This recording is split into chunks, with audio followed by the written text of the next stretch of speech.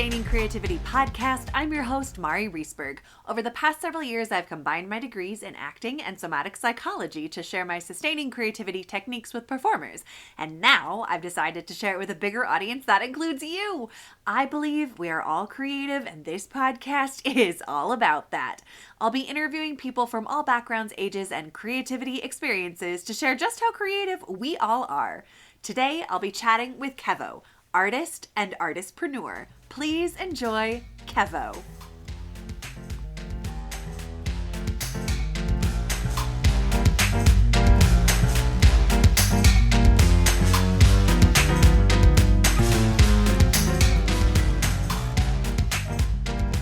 Welcome to the Sustaining Creativity podcast. Today I'm here with Kevo, artist and artistpreneur. Welcome to the podcast. Thank you for having me. How you doing? I am doing well. How about yourself? How are you doing? I'm good. I'm great. Like I was telling you earlier, we just had our show Sunday on Christmas Eve, so I'm excited. This is my first interview since the show. Awesome. Well, I look forward to hearing about the show. But before we get into chatting about it, why don't you take a couple of minutes and let our listeners know a little bit more about who you are and what you do? I am Kevo. I'm an artist. And when I say artist, I have my own tattoo studio. I paint. I have a bachelor's in fine arts and a master's in fine arts. I teach art and art history and art appreciation in college. And I know I mentioned my first show, I do stage plays. My most recent show was about the artist Vincent Van Gogh. So it was a Van Gogh stage play. And it's crazy because as a Black man, I got a lot of eyebrow raising before the play about how are you going to play Van Gogh if you're Black, but it turned out wonderful. So I can't wait to talk about that. And I guess the biggest thing is in terms of my story is that, I had a really rough upbringing. Mm-hmm. So I think that makes me special, it makes me different. And a lot of people like to hear about my past. Before I started being in business, I was in and out of jail. Fortunately, I don't have any felonies, so I didn't go to prison, just jail. Mm-hmm. And I was off and on for years, and I was well known in the streets for stuff that you're not supposed to be doing. But I overcame a lot of that when I started to focus and hone in on my art. So that's about me. But at this stage, I'm just doing my art thing and focusing on the next project. One month at a time. That's a great way to look at it. 1 month at a time, for sure. Well, since you have just come off this production, why don't we talk a little bit about it, and then we'll get into some of the other questions I have for you. So tell us, you portrayed Vincent Van Gogh, and what was that like? And tell us a little bit about the production. Yeah, it was crazy because the way I wrote this play, it was different than my other projects that I've written, other plays I wrote. I wrote it as a performance art. And what I mean by that is instead of like a typical story arc where you have a rise in action, a climax, and a fall in action, and your act 1, act 2, act 3, I wrote it as, if you look at the program, it displays different sectors of art. So you have like graffiti, photography, sculpture, like as in a set design, ballet. We had a step team, we had a poet, poetry, we had musicians, we had a saxophonist, we had a singer. And the way I wrote the story is how all of those arts were a part of this whole production as an art thing in itself. So although the story was still there because acting is an art, I was the character Van Gogh and I was there basically in spirit. And what made people go crazy is that the play is only like 40 minutes. So the entire time of the play, I'm painting Starry Night. So I painted the whole painting in 40 minutes and people were going crazy over that. Like they were, and feedback, people were just in awe because I was painting with both hands and stuff. And it was just a crazy, crazy show and people loved it a lot. So I can't wait for it to come out on video so people can actually see it who wasn't there. And for all Yeah. that were That's saying, amazing. you play Van Gogh if you're black. I want them to see like this is how like Yeah, why not? I mean, that seems to be like the way the world of theater is moving as it should. well, That it's always been that way. I'm an art major. I'm an art historian, and Mhm. to be honest with you, I think we live in a time where there's so much information that people like don't know anything. It's so crazy. The Yeah. term Nickelodeon is actually not just a TV network. It means theater. It's where we watch theater, and that's the original theater was performance art. Yeah. I mean, I'm talking about way after the Coliseum and stuff. I'm talking about Western theater was Sure. performance, and even the FBI had their own like type of performance stuff. So I think the idea that when people said that, I think it was out of ignorance. Mm. For the past like maybe 5-10 years, the biggest stage plays have been diverse, very diverse. With this isn't the early 1900s, man, where we live Yeah. in. I believe one of the most influential plays that has had an impact on me is Hamilton. It's Hmm. about Alexander Hamilton, and the main character is not a white man. Like the guy that's playing Hamilton is not a white male. So I think when people were saying that, it was just completely out of ignorance. And Hmm. people who actually saw the play got to display or see on display like a spectacle of art and really appreciate. Yeah.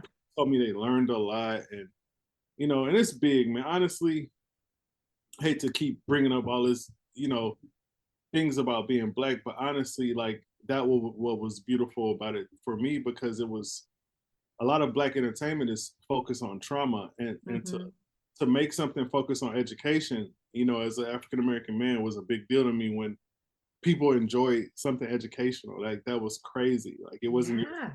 your traumatic experience or stuff like Absolutely. Absolutely. I think it's so important to see Black joy in represented in the that. world For as sure, well. for sure, for sure. Yeah. Nice. Well, I'm so curious coming off of this show and being the creative human that you are, what does it mean to you to be creative? I think it's well, Da Vinci said something I always found very interesting before he died, that he felt like he was a failure to God, that he couldn't recreate things because he looked Mhm. at like God as like the ultimate creator, right? And I Mhm. think that creating is just the human experience.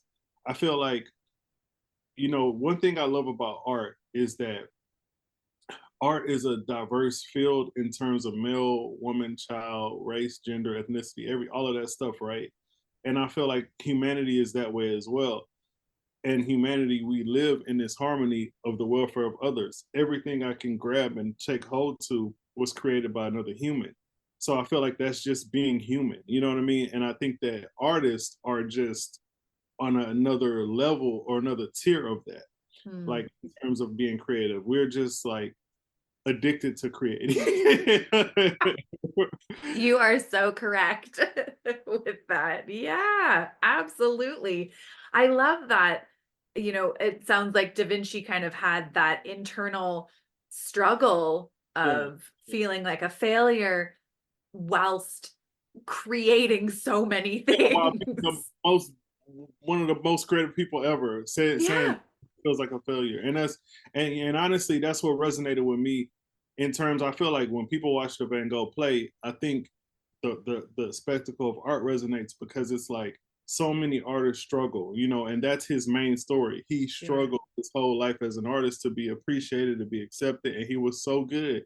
And then he gets appreciated when he dies. Like it was crazy, So I think so many artists would resonate with that and be like, like it's so hard. You just making art, like you're addicted to making something, and then Right.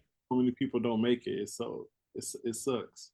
So I'm curious for you being addicted to art, this idea of the difference between process and product. Hmm. What what's your experience of that creative process? I don't. Since I'm in it, I don't.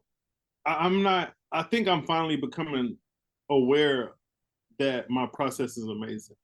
because like it took my homie. I got a homie. I call him the best filmmaker in the world. His name is Dominique Draper, and he was telling me, he's like, don't take this the wrong way, but keep being you, keep being weird. Like because he was like, you're so creative that you just make stuff like that people won't think of. And I'm saying that to say I don't think of myself as being weird. I think it's normal. So, Sure. I have friends that told me, like, for the play, for example, I repainted a bunch of Van Gogh. So every painting in the play is a Van Gogh, but I painted it. So Hmm. people are like, the process of this, like, how did you do all of this stuff? I'm like, it took a lot of work, but for me, it's just normal to do it. Like when I Hmm. wrote the play, when we first read it, I was like, yeah, this is nice. And I added a few tweaks here and there. And my girl was just like amazed. She was just like, I don't see how you could just come up with this. Like you're just sitting up here one day and then the next day you're like, yeah, I'm on page 30, And it's like I don't know where it comes. It's innate, it's passion, Yeah. but I don't see the process. I understand it. It just happens. I just do it because that's what I want to do. Yeah. You're just like fully in the process when it's going on. Yeah, yeah, yeah. Do you ever get caught up in the product, like the end result, or while you're in that process, are you just like 100% solidly in that process? I'm in because I honestly, to be real with you, like even when I'm doing it, when I finish, let's say if it's a painting, right? Once I'm like 80% done with it, my head is like 30% into another painting. You know what I'm Okay. so Yeah. so for example, when I finished writing this script for Vincent, I probably wrote 4 other scripts. You know what I mean? Or started 4 other scripts, not finished them. Yeah. And then the process of doing that, I probably just kept one of them. I maybe wrote Hmm. 5, but I probably kept one of them and was like, yeah, I like this one, and then continue with that one. Then I got to the end of that one and thought of some more. And I did a couple of. I've been painting a lot lately because I had to paint so many Van Goghs. But Hmm. I did a painting that's actually back there behind me. Um, Yeah. um, and it's like, I think that I just keep going. You know what I mean? My next project is it's a stage play I wrote about Adam and Eve. It's a comedy. It's a horror comedy actually. Oh, And fun. yeah, and it's gonna show in Houston in October. And I'm starting to work on that now, but in between then and now, it's already written, you know what I mean? But at Hmm. the same time, I'm going through the process of doing that. I know I'm doing that in October. I'm also writing something else. So Yeah. I have another play I wrote, a Santa Claus play I wrote. It's I think it's like I like it a lot. I think it's You are a busy creative. yeah, Like, exactly. yeah. Well, I'm curious, like being that you produce so many creative pieces and output so much creativity, how do you keep your own creativity alive? It's not hard because I'm a lifelong learner. My Hmm. daughter was telling me, I was listening to her. She's only 10 years old, but I was just listening to her talk about me. And she was like, you really like science. And I'm like, why do you say that? I want to see her answer. And she's like, well, you read about science and when you explain stuff, you talk about science. And it's just interesting to hear her perspective, but that's just because since she's known me, I just been into science a little bit more. So I think Yeah. to answer your question, I think since I'm a lifelong learner, like there's been chapters of my life where I've paid attention to certain things. It's almost like phases uh, Hmm. from everything, from politics to religion to history to even my own culture, Black culture, American culture, just different stuff. I think that the idea that I just love to learn keeps me Hmm. creative. Yeah. Nice. I love that. Mhm. From one lifelong learner to another. It makes Yeah, a lot of sense. yeah, like Absolutely. Now, creativity, for a lot of people, they talk about, creative blocks or creative challenges.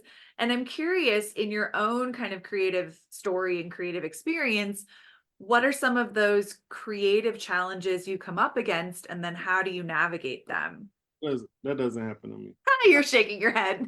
No creative challenges. I never experienced that because I'm a multi-faceted artist. I'm an artist. If you study art history, I'm more of a Renaissance artist than anything.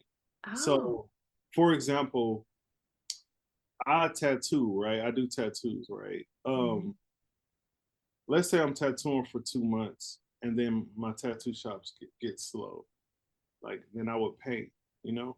Um, let's say I'm Mhm. painting for a couple of months, like, and then that gets boring. I will write a book. You know? That gets boring. I would write a movie. Yeah. You know what I'm saying? Like I've Okay. never experienced a creative block in my life, and I've never.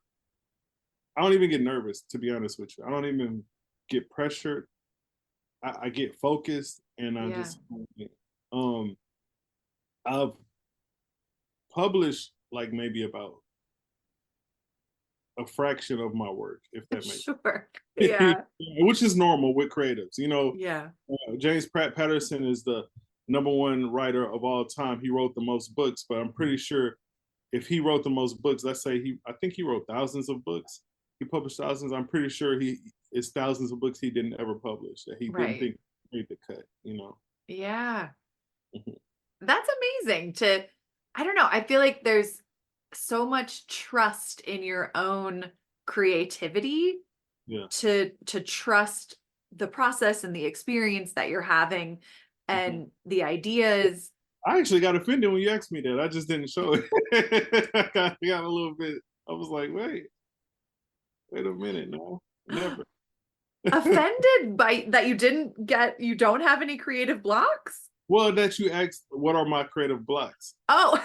I was like, That was for sure my assumption that everyone has creative blocks. And oh, look at this. You don't. That's amazing. it's all good. I'm serious, but I'm not offended. I almost got offended. Well, I'm glad it was an almost and not a complete offense. We are good. We are good. We are good. Well, when you think about like your you have a 10-year-old daughter, you said, Yeah. creativity in your own life. What's your earliest memory of being creative? Um, maybe when I used to watch video games and movies, I Mhm. thought people actually died. And this is kind of funny.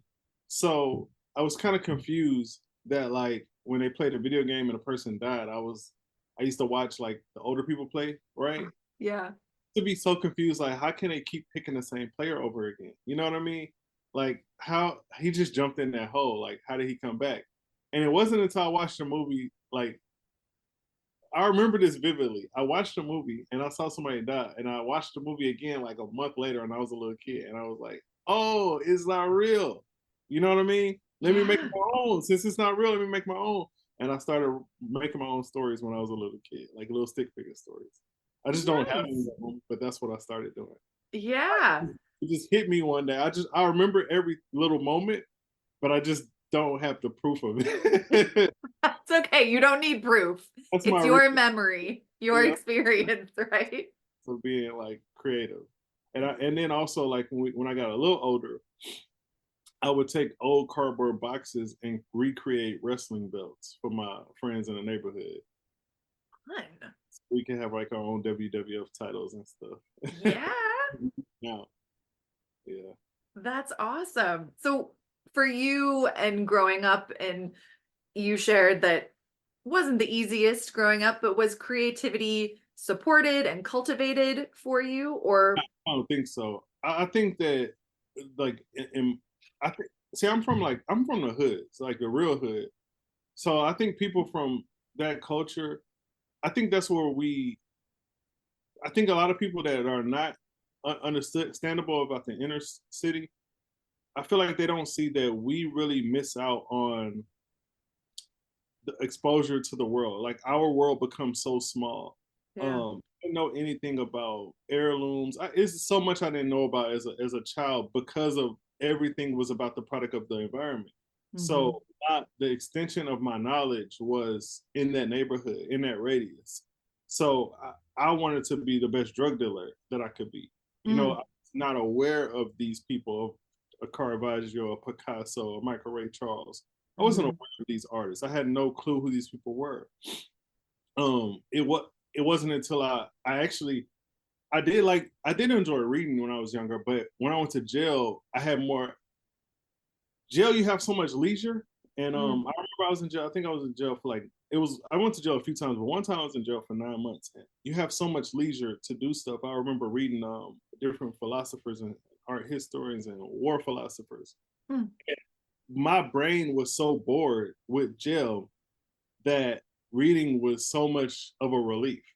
So Mm-hmm. I could read at a pace to where I could probably read like a book every 2 or 3 weeks, where other inmates weren't in there reading like that. So I sucked up a lot of knowledge while I was in jail that I wouldn't have got when I was in the streets. Yeah. Yeah. But do you think that there's like creativity, if you think that creativity, we're all creative in some regard, to being the best drug dealer or like creative strategy or problem solving?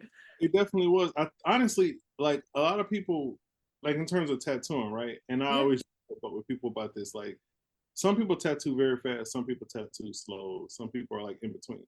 And like, I think the people that tattoo really fast, like me, I think there's a reason behind that. And my reason is when I used to tattoo, it used to be at a trap house, which is a drug house. I don't know if you're sure. So I used to have to hurry and get people out. So I think I just developed that. That's another apply to my creativity is that when I was selling dope, that man, I had to hurry and get people out of my house. Yeah, the product of the environment that you were had to Exactly. work in those boundaries. I got one friend, my house got shot up twice around him. He was like, I ain't never getting a tattoo by you again. Like I was just always in trouble and stuff. And also you gotta think like even with selling drugs and stuff, like before I was selling drugs, I was selling cool cups and stuff. I always had some type of idea. You know what I mean? I was doing Yeah. it takes it takes some type of creativity to even consider that because I had secret compartments and stuff like to hide drugs so I wouldn't get in trouble and all Yeah. kinds of stuff. And so it definitely took it. It just you put that person in a different environment. It's amazing what can come out. Yeah. Absolutely. I think creativity can provide so many new opportunities if you're interested in it. Hmm. I agree Yeah. with. Yeah. So for you, I mean, you strike me as someone who is inspired by so many things and constantly on the move and thoughts coming and ideas. But today in your life, who or what inspires you? That's a really good question. I think it would be on a personal level, my woman and my child and my close friends because I'm not like a fan of anything. Mhm. Like I remember I saw this quote about like who would you rather have dinner with online, and I was looking through the names, and I was so out of touch with popular culture that I only knew a few of the names. And I started thinking about it like I would rather eat with my woman than Kim Kardashian. Like you know what I mean? So I think Yeah.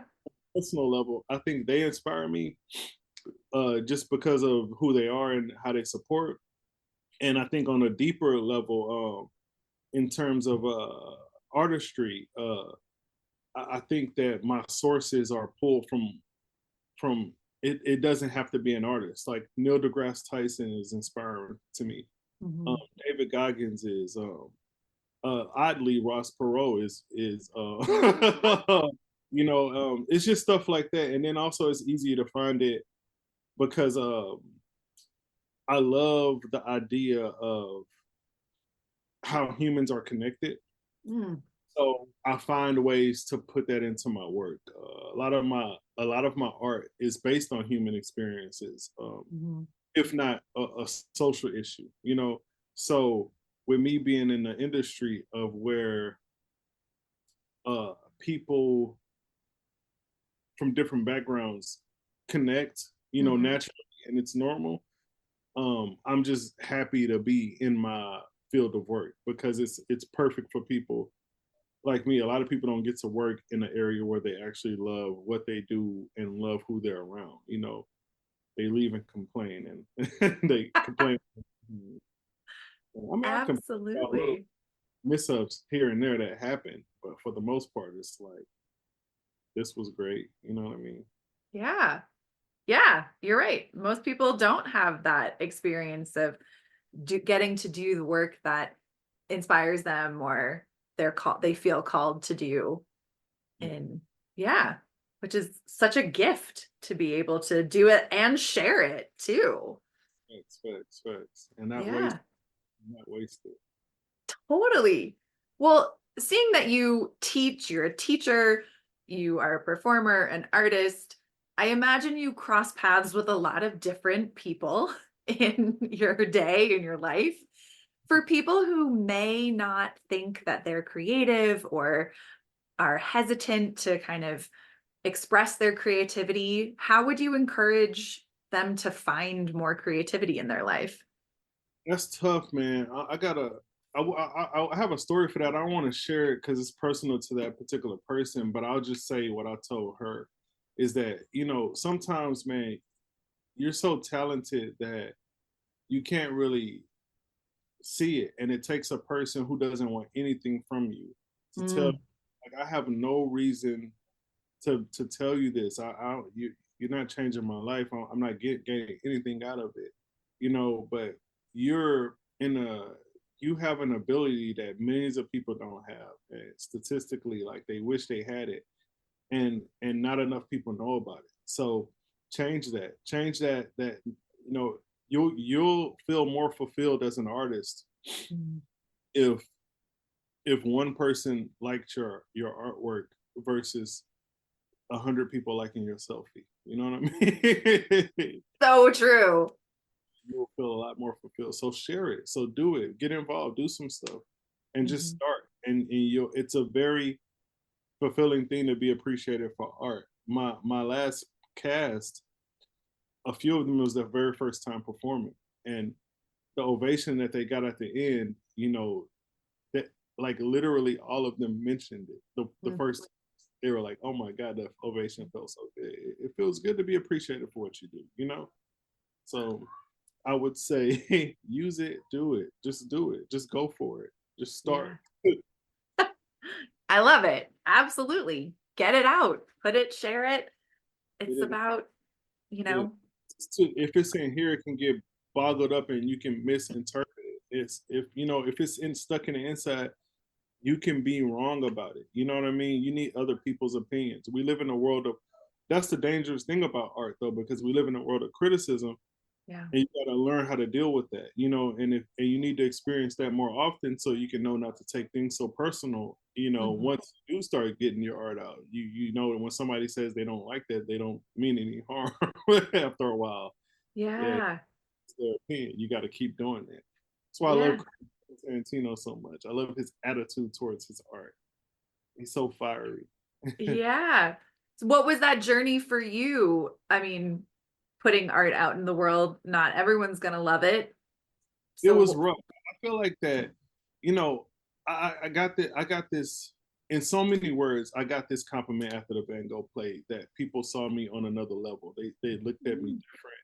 They feel like I'm at another tier. They were like, "Yo, I didn't know you are phenomenal. I didn't know that you were this level of artist." mhm, So I think people see that more than they see that I'm a guy who wasn't raised by his parents. You know what I'm saying? And that mhm. was rough for me as a child. I'm a guy who was confused about his identity. That was rough for me as a child. My name was entirely changed in my childhood. Like, you know what I mean?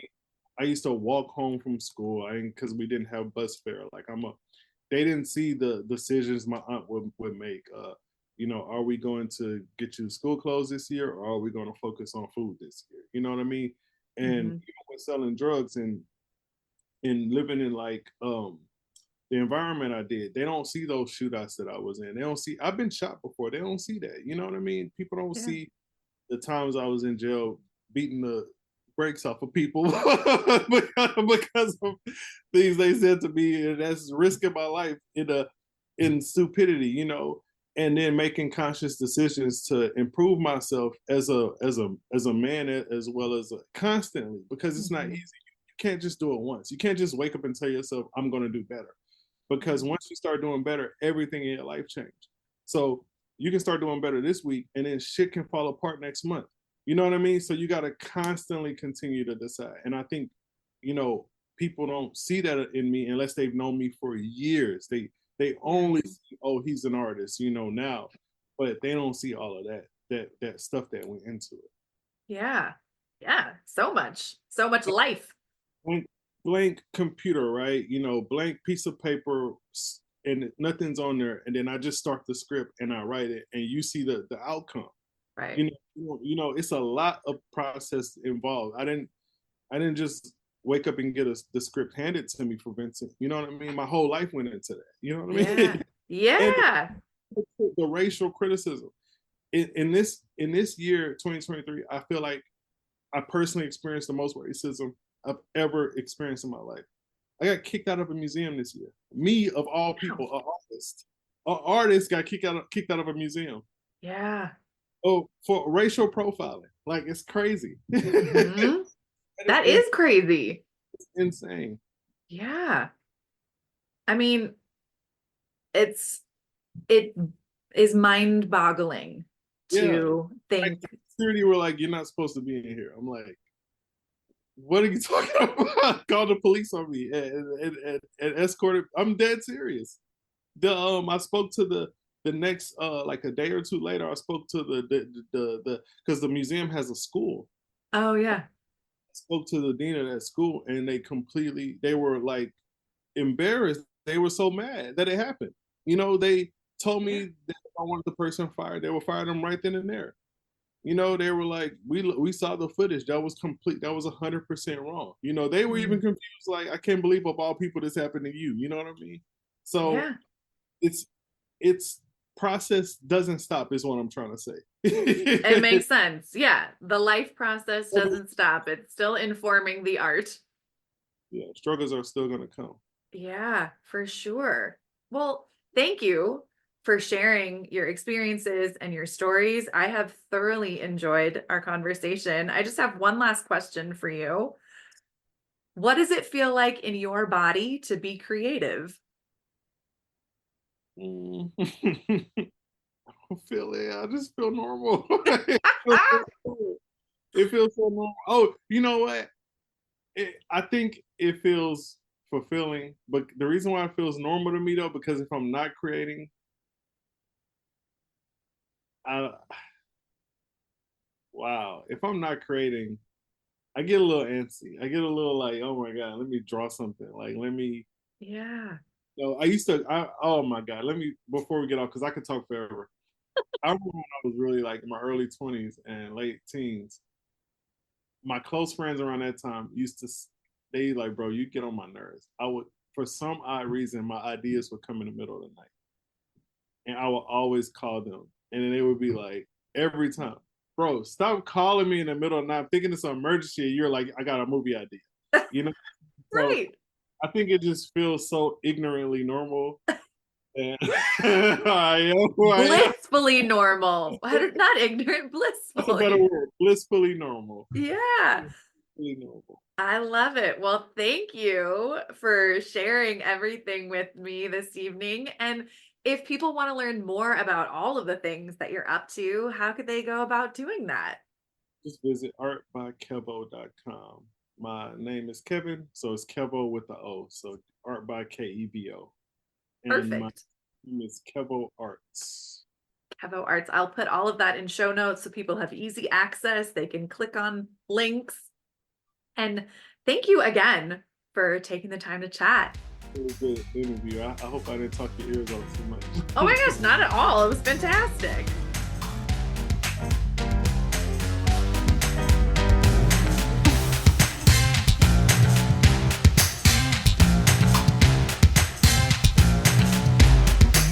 Thanks for listening to the Sustaining Creativity Podcast. We'd love to keep in touch, so follow us on Facebook and Instagram. We are at Sustaining Creativity. Make sure to subscribe to the podcast wherever you listen to podcasts. Tag your friends and family so they can listen too. We love to hear from you, so leave your reviews, comments, and questions. Check out our website, sustainingcreativity.com, For upcoming offerings and creativity coaching, tune in Tuesdays for our next episode. And remember, with creativity, anything's possible.